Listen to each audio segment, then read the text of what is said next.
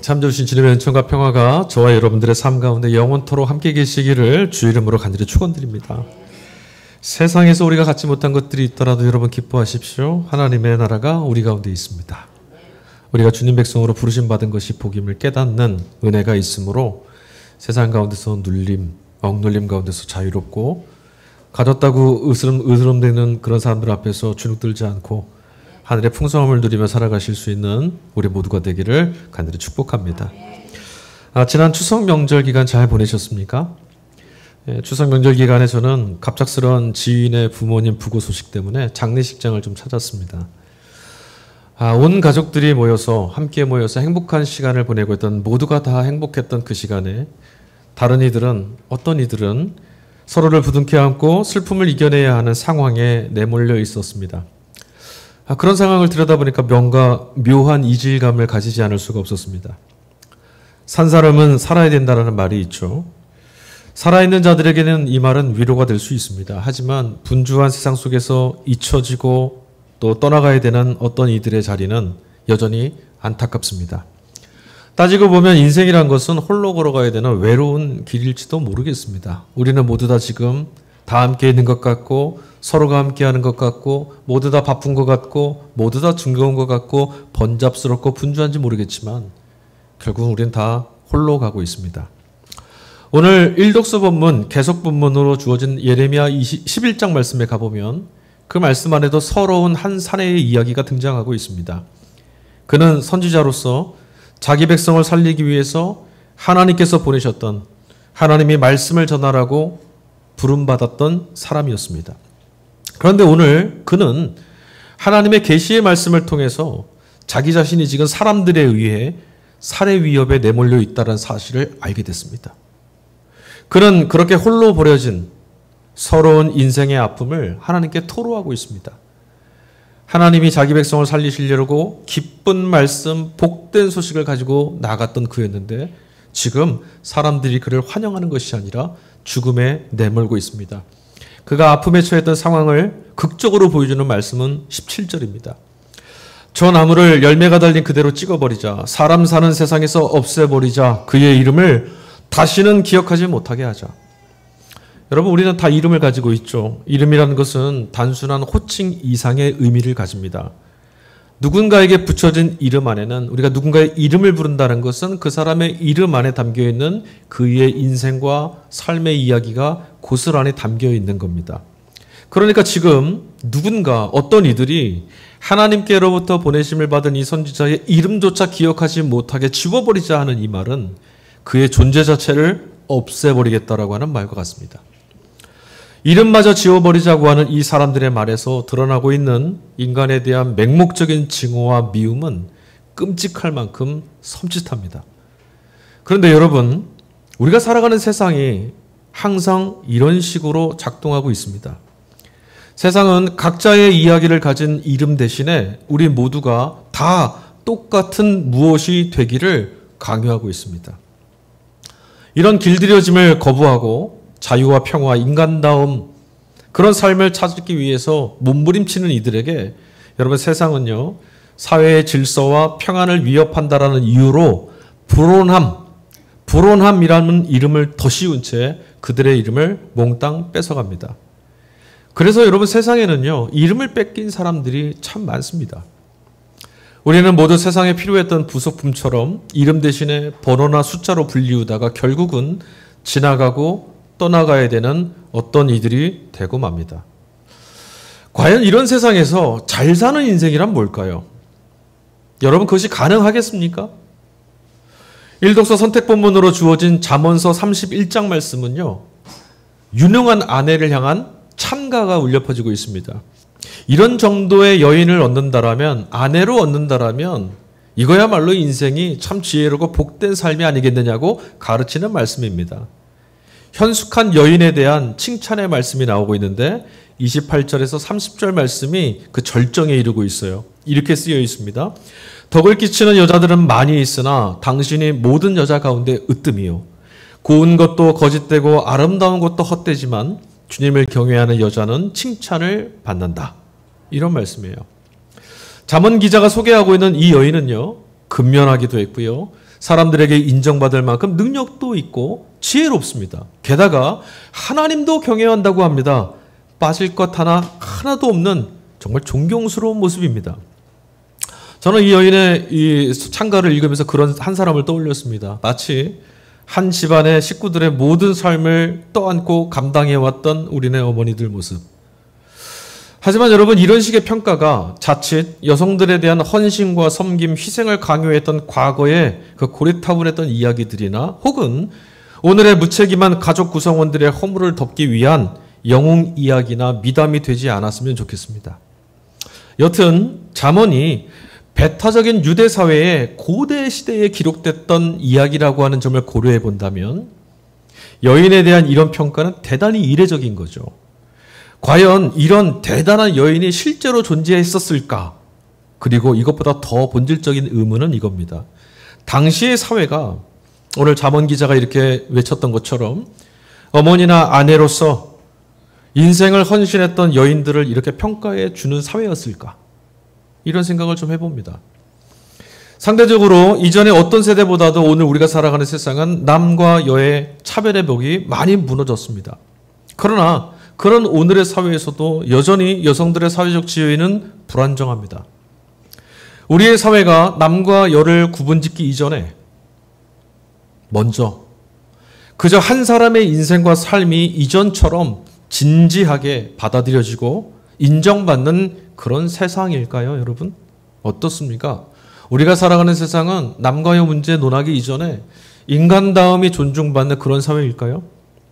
안타깝게도 우리 중에 누구도 그런 만족감을 경험해 본 적은 없는 것 같습니다.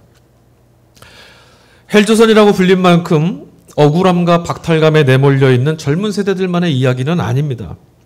넓은 아파트, 좋은 자동차, 노후의 보장과 경제력 등등 누구보다 더라고 하는 비교를 통해서만 우리는 이 정도면 잘 사는 것 아닐까 스스로를 자위합니다. 제 몫의 걸음만큼 제 몫의 모양대로 참 잘 살았다. 저 사람의 인생 참 귀하다. 우리는 이런 인정을 받아본 기억이 없습니다.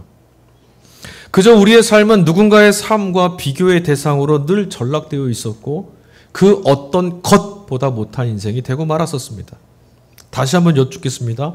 과연 이런 세상에서 잘 산다라는 건 뭡니까? 그리고 여러분, 그게 가능하겠습니까? 오늘 복음서 말씀, 복음서의 이야기는 행복이나 잘 사는 것에 대한 우리들의 통념, 우리들의 기준, 우리들의 기대를 여지없이 뒤엎는 말씀이 등장합니다. 오늘 복음서 말씀은 두 개의 단락으로 이루어져 있어요. 첫 번째는 십자가 순환에 대한 예수님의 말씀이고 두 번째 단락은 누가 더 큰 사람일까? 이것 가지고 논쟁을 벌였던 제자들의 이야기입니다. 그런데 이 두 단락은요, 서로 연관이 없는 것처럼 보이지만 사실 하나의 이야기로 이어집니다. 십자가의 고난이라는 것이 제자들 안에서 오해되었습니다. 그렇게 주님의 길, 십자가의 길을 오해했기 때문에 결국 논쟁이 벌어진 겁니다. 흥미롭게도 예수님이 십자가 순환에 대한 말씀을 하셨을 때 제자들의 반응은 다음과 같았습니다. 마가복음 9장 32절입니다. 그러나 제자들은 그 말씀을 깨닫지 못하였고 예수께 묻기조차 두려워하였다. 좀 이상하지 않으십니까? 지금 예수님의 제자들입니다. 무슨 말인지 몰랐으면 물어야죠. 주님의 말씀을 이해하지 못했다면 여러분 묻지 않으시겠어요? 도대체 무엇 말씀하시는 겁니까? 해야 되는데 이들은 지금 두려워했답니다. 왜 두려워했을까요? 왜 말 못했을까요? 예측하건대 우리 지난주에 읽었던 말씀 바로 앞단락에 수제자였던 베드로가 주님께 아주 혼쭐 난 적이 있었죠. 말 한마디 잘못해서 사탄아라고 꾸중을 받았던 대목이 있어요. 그러니까 서로 눈치 본 거죠. 말 한번 잘못했다가 또 주님께 혼날까 봐. 그럼에도 불구하고 여러분, 그들 마음 안에 두려움이 있다라는 것은 그들의 마음이 지금 주님께서 하셨던 말씀과 뭔가 일치되지 않고 어긋나 있다라는 걸 나타내는 거겠죠. 그들은 지금 주님의 말씀을 받아들이기가 싫습니다. 주님이 가르쳐 주시는 길은 그들이 받아들이기에는 너무 어리석은 길입니다. 그래서 싫었던 건데 베드로처럼 야단 맞을까 봐 말만 못 꺼내고 있는 겁니다. 여러분, 이것들은 제자들이 인간적으로 인격적으로 미성숙해서 일어난 일이 아닙니다.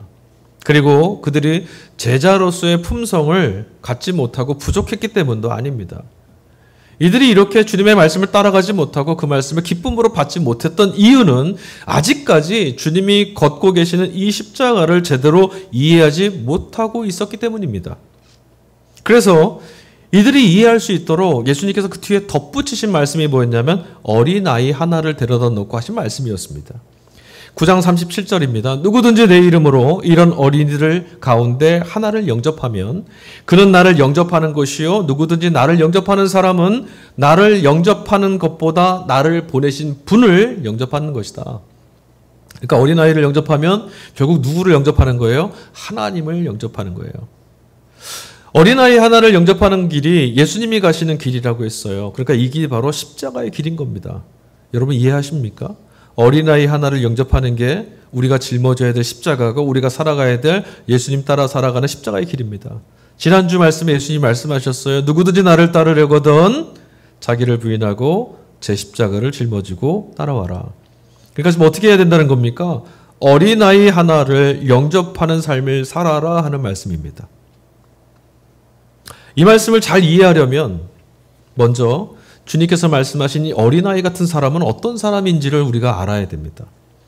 여러분 이 말씀은 어떤 걸까요? 교회 학교 어린이들, 집에 있는 어린아이들 친절하게 대하라는 말씀일까요? 그것도 포함되겠죠. 어린아이를 뜻하는 헬라어 단어가 파이디온입니다. 오늘 본문에 쓰여지는 단어예요. 근데 이 헬라어 파이디온을 히브리어로 옮기면 나으르라고 하는 단어를 쓰는데 그 나으르라는 단어의 본래의 의미가 뭐냐면 종, 노예, 하인 이런 뜻입니다. 그러니까 지금 주님께서 어린아이 같은 사람, 너희가 영접해야 될 어린아이는 어떤 사람들이냐면 종 같은 사람들, 노예 같은 사람들. 오늘 이 시대는 어떤 사람들일까요? 쉽게 말하면 이 사회에서 쓸모없고 보잘것없고 무시받고 천대받고 소외당하는 사람들입니다. 더 쉽게 말씀드리겠습니다. 이들이 어떤 사람이냐? 어린아이와 같은 이들은 저와 여러분, 우리가 결코 그렇게 되고 싶지 않았던 사람들입니다. 나는 절대로 저런 사람들처럼 살고 싶지 않아. 저런 인생으로 떨어지고 싶지 않아 했던 바로 그들입니다. 그런데 우리가 과연 이런 사람들을 마음을 다해서 환대할 수 있겠습니까? 이런 마음만으로도 어려운데 덧붙였던 이들을 영접하라 하셨던 주님의 말씀은 우리를 더 절망으로 떨어뜨립니다. 영접하라 이렇게 번역된 헬라어 단어가 데코마이라는 단어인데요. 이 말뜻이 뭔지 아십니까? 내가 지금 도와줘야 되는 나의 도움이 필요한 그 사람, 내가 돕지 않으면 안 되는 그 사람, 제 힘으로는 일어설 수 없는 그 사람, 가난한 사람, 병들어 있는 사람, 천대받고 소외당하는 그 사람을 왕이신 주님의 권위 아래 극진하게 높이고 대접하라는 의미입니다. 여러분 우리 겸손하고 정직하게 한번 스스로에게 질문해 보십시오. 이게 가능하겠습니까? 이게 가능하려면요. 놀라운 기적이 있어야 됩니다. 나와 같은 수준으로 대접하는 환대의 수준을 아득히 뛰어넘는 거거든요. 지금 주님이 요구하신 건. 그냥 친절하게 대하는 거 아닙니다. 그 수준이 아닙니다. 나는 그 앞에서 한참 낮아지고 그를 극진히 높여야 됩니다. 그냥 도와주는 정도가 아니에요. 그가 나에게 너무너무 높은 대상인 것처럼 삼으라는 거예요. 이게 되겠냐는 거죠. 나보다 볼품없고 나보다 여러모로 쓸모없어 보이고 더럽고 혐오스러운 사람들을, 죄인인 저 사람들을, 비난받아야 될 사람들을 손님으로 기꺼이 받아들이고 환대하는 것조차도 어려운 게 우린데 말이죠. 어떻게 높여줍니까? 없이 하고 싶죠. 어린아이 같은 이들이 귀하다는 사실과 나 자신이 사실은 그들보다 더 낮은 존재라는 것을 마음으로 받아들일 수 있을 때만 우리는 주님의 말씀에 응답할 수가 있습니다. 근데 여러분 어떻습니까? 그런 이들이 정말 귀합니까? 그리고 그 이들이 나보다 더 높다라는 것, 나는 그보다 낫다라는 걸 받아들이실 수 있겠습니까? 우리는 이 두 가지 경우에 늘 항상 무너집니다. 나보다 못한 사람을 귀하게 여기지 못할 뿐만 아니라 제가 그들보다 더 낫다라는 것도 받아들일 용기가 우리에게는 없습니다. 이제 주님께서 왜 이 말씀을 하셨는지, 왜 이 어린아이에 관한 말씀을 하셨는지, 왜 빗대어서 이 말씀을 하셨는지 우리가 좀 봐야 될 차례입니다. 이 말씀은 애당초에 무엇을 가르치시려고 하신 거였냐면 주님이 걸어가시는 십자가의 길을 가르쳐 주시려고 했던 겁니다. 그러니까 십자가의 길은 어떤 것이냐면 낮아지고 또 낮아지는 길, 누구보다요? 내가 혐오하고 내가 볼품없다 여기고 내가 쓸모없다 여기고 내가 차별화했던 그들보다 더 낮아지는 길, 그것을 하시려고, 그 길을 걸어가시려고 인간의 몸을 입고 하나님이 찾아오셨죠. 근데 그 하나님은 인간과 같은 자리에 머물지 않으셨습니다. 오히려 기꺼이 더 나아가서 이 땅에 그 누구보다도 밑바닥까지 떨어지셨습니다. 거기가 십자가죠.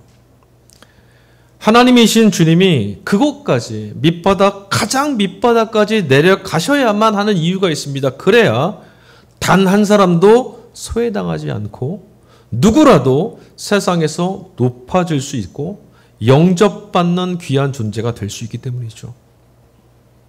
주님이, 하나님께서 가장 밑바닥에 떨어지시면 그때는 세상 누구도 우리 주님 위에 있는 이들을 너는 볼품없다, 너는 밑바닥이다 비난할 수 없습니다. 하나님이 더 밑에 계시니까. 세상 모든 존재보다 낮아지는 것, 하나님께서 사람을 영접하시는 방식입니다. 첫째가 되고자 하면 모든 사람의 꼴찌가 되라. 이 주님의 말씀. 우리는 잘 읽습니다. 그러나 이 말씀이 우리에게 적용되는 것은 우리는 원치 않습니다.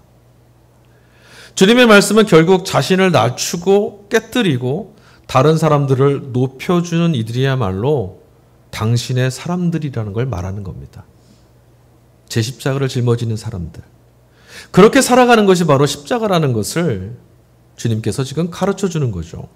자, 이제 우리가 우리 자신을 좀 돌아봐야 될 시간인데, 지금까지 우리는 세상이 가르쳐 줬던 복된 사람, 복된 인생, 잘 사는 것에 대한 가치관, 그런 가치관과 세계관에 길들여 왔습니다. 그래서 우리는 은근히 드러내놓고 높은 자리를 탐냈습니다. 주님을 통해서 다른 사람보다 더 높은 자리에 올라가고 싶었습니다. 더 인정받는 삶을 살고 싶습니다. 실제로는 교회 안에서도 이런 모습은 우리 잘 보게 됩니다. 연말만 되면 임직을 하고 신천을 하고 일꾼을 뽑을 때 왜 그렇게 남들보다 많은 짐을 짊어지는 걸 바라는지 모르겠어요. 더 많은 짐을 짊어지려는 이 거룩한 부담감을 가진 분들이 많아서 나는 더 많은 짐을 짊어지는 짐을 주시지 않으면 교회를 떠나겠습니다. 이런 분들도 있더라고요. 주님을 통해서 더 높은 자리에 올라가고 싶었고 더 인정받는 삶을 살고 싶었던 것이 우리들입니다. 누굴 위해서입니까? 나 자신을 위해서입니다. 사실 신앙을 통해서 낮아짐으로 추락하는 인생을 막고 싶었던 것도 우리 마음입니다. 조금이라도 우리는 손해보는 것은 싫어했고 제 의견이 무시당하면 견딜 수가 없었고 오히려 다른 이들의 의견을 압도하고 영향력을 행사할 수 있어야만, 인정받아야만 만족해왔습니다. 낮아지고 싶은 마음이 없는 까닭이 있습니다. 우리 안에 아무리 둘러보고 찾아봐도 낮아지라는 말씀은 들은 기억이 있는데 낮아지고 싶은 마음은 없는 까닭은 우리 자신이 마땅히 내 자신이 높임받아야 되는 존재라고 여기고 있기 때문이죠. 손을 내밀지 못하는 사람도 있습니다. 여러분, 왜 손을 내밀지 못할까요? 가진 것이 없어서입니다.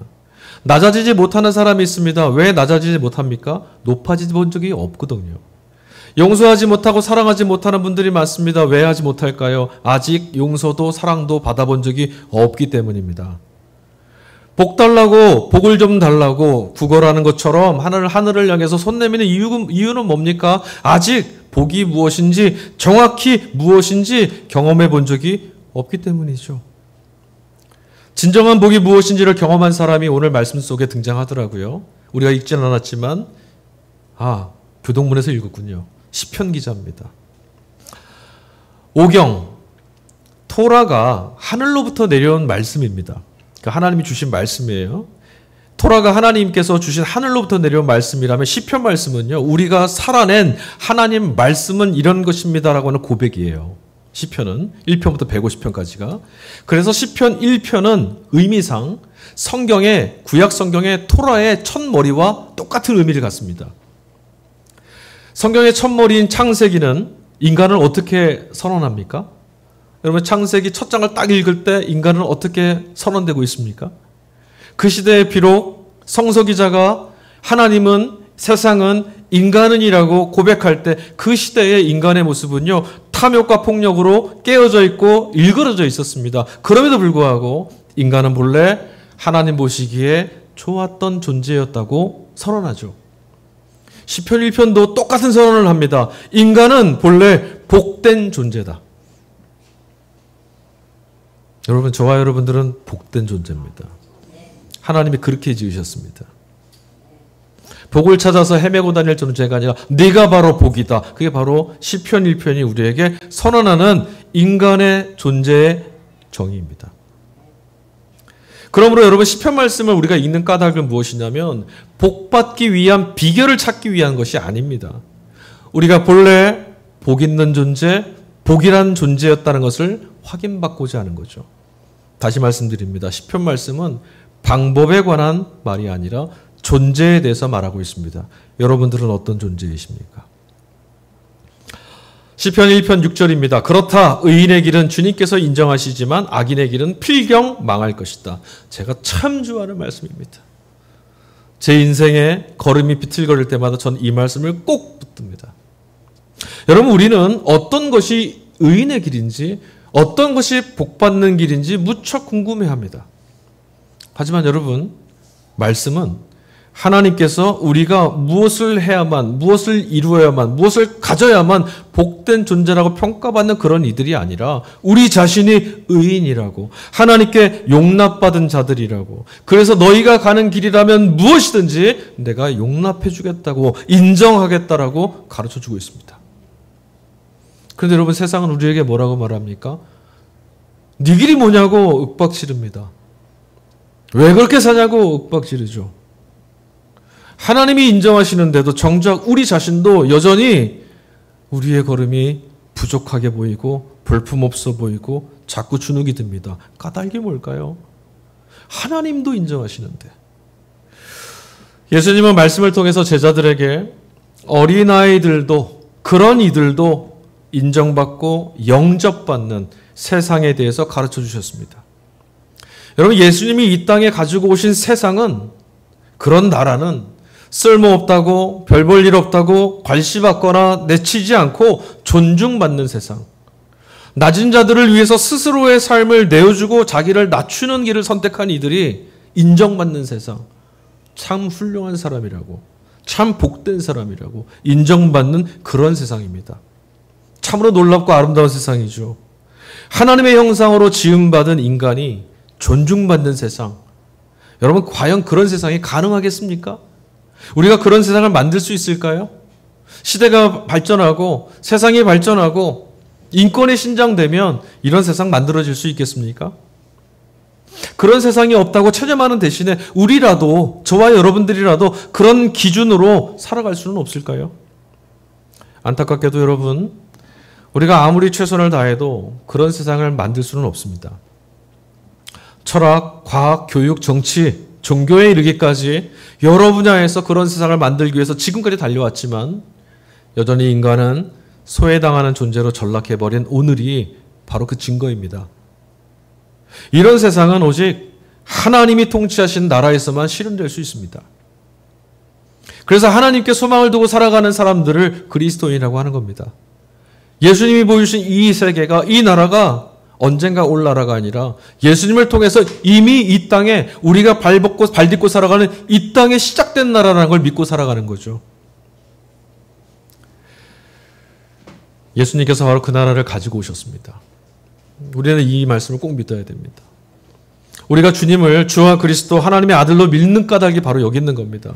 예수만이 인류의 소망, 하나님 나라, 그런 나라를 가지고 오시고 완성하실 분이기 때문에. 오늘 서신서 말씀은 야고보 사도의 말씀이었어요. 야고보 사도는요, 예수 그리스도를 통해서 하나님 나라, 새로운 세상을 발견하고 살아가는 예수님의 제자들이라면 살아내야 될 실천적 덕목들을 말하고 있습니다. 지혜와 온유함으로 행하는 착한 행실을 요구합니다. 편견, 위선이 없는 순결, 평화롭고 친절하고 자비와 선한 열매로 풍성해지는 삶을 살아가라고 야고보 사도는 우리에게 요구합니다. 이것이 마땅히 성도가 구해야 될 삶의 지향이며 살아가는 모습이어야 된다라고 말하고 있습니다. 그런데 여러분, 야고보 사도는 뒤에 덧붙여서 또한 여전히 우리 자신이 육신의 욕심과 탐심 때문에 구하여도 얻지 못하는 무능력한 삶으로 떨어질 수도 있다는 것을 경계하고 있습니다. 우리 자신은 얼마든지 악마에게 속아 넘어갈 수 있다라고도 말합니다. 네, 우리는 그럴 수 있습니다. 살아가다 보면 신앙의 위기가 찾아오죠. 주님의 말씀을 듣고 새로운 하나님 나라의 소망, 그런 삶을 바라보면서 가슴이 뛰기도 하지만 여전히 귀에 들리고 눈에 보이는 세상 때문에 십자가의 길은 실패한 것처럼 보입니다. 바보처럼 어리석어 보일 수도 있습니다. 모두가 인정받는 것보다는 내가 인정받지 못한다라면 그 삶이 무슨 의미가 있는가? 우리에게 그렇게 말도 하죠. 주님의 길을 따른다는 것은 남들과 똑같아지는 것은 복되지 않은 것처럼 보일 수도 있습니다. 그런 삶이 우리에게 복되다라는 증거도 보이지 않고 결실도 보이지 않고 아무것도 눈에 들어오지 않아서 길을 잃어버릴 때도 있고 자신감을 잃어버릴 때도 있습니다. 여러분, 그때는 우리 어떻게 하면 좋을까요? 야고보 사도는 말합니다. 하나님께로 가까이 가십시오. 그리하면 하나님께서 가까이 오실 것입니다. 이것밖엔 답이 없습니다. 무엇을 얻어내고 이루어냄으로써 복된 사람이 될 수는 없습니다. 영원히 생명 되시는, 영원한 생명이 되시는 하나님께 연결되어서 주님과 한몸 되는 것보다 더 큰 복은 없습니다. 여러분, 이 말씀을 실감나셔야 됩니다. 안타깝지만 여러분, 우리에게는 십자가와 부활을 통해서 예수님이 하나님의 자녀였다라는 사실이 드러났죠. 그 사실을 드러낸 증인들의 증언 외에는 우리가 의지할 것, 우리가 믿고 따라가야 될 근거는 없습니다.